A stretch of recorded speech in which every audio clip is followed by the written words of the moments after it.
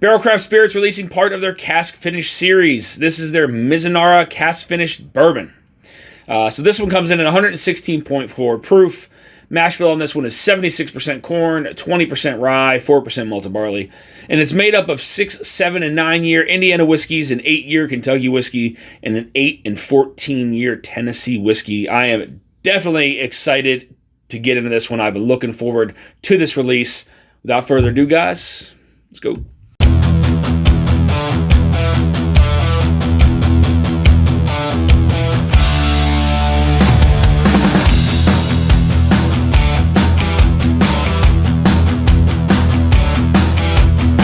So as I stated, this is made up of a 6, 7, and 9-year Indiana whiskey, an 8-year Kentucky whiskey, and an 8 and 14-year Tennessee whiskey. It was finished in the Mizunara casks for a year and a half.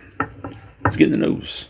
So the lemon and strawberry really kind of stand out further into the glass. Further away from the glass, there's this honey kind of ginger mixture further away from the glass. But as you get further in, again, you're getting more of those really concentrated fruits. You're getting more of that lemon. You're getting some of that strawberry. Get a little bit of cinnamon there on the nose as well. It's a beautiful nose, very inviting nose.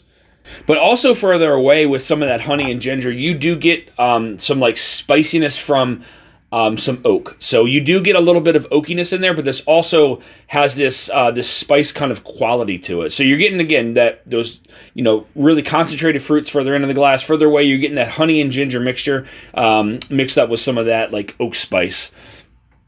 Let's get in the palate, y'all. Cheers. Wow. So there's a lot going on this one. So on the front of the palate, you get this raspberry kind of vanilla sweetness on the front. And as it gets to the middle, it does get slightly drying, but that oak spice that I was telling you about, which I believe is that Mizunara really kind of coming through, sits there on the center strap of the palate. And as it gets into the back, I get this like a little bit of like some almond.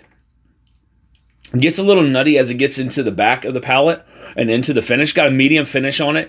Nice kind of spiciness, which I was expecting with some of that Mizunara, because sometimes it does come off spicy, but then also offers some of that sweet at the same time. Let's get in the second one.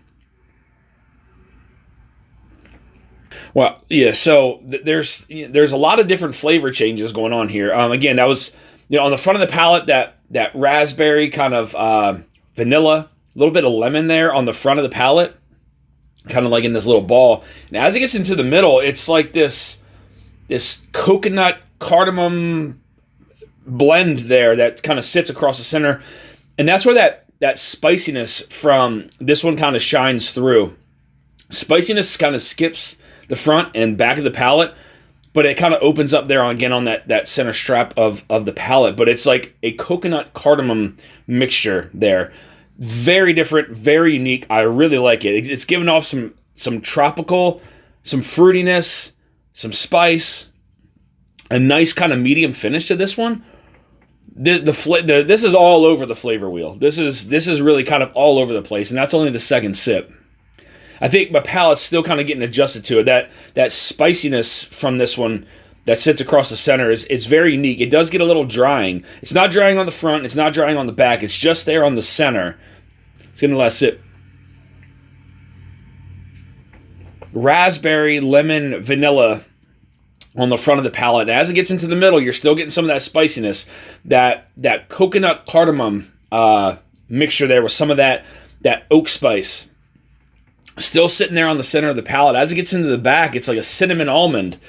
So more of like some of those baking spices. I think more of that influence from the Mizunara really starts to appear now on the back of the palate. So that's kind of transitioning from the center into the back now and giving it like a cinnamon covered almond.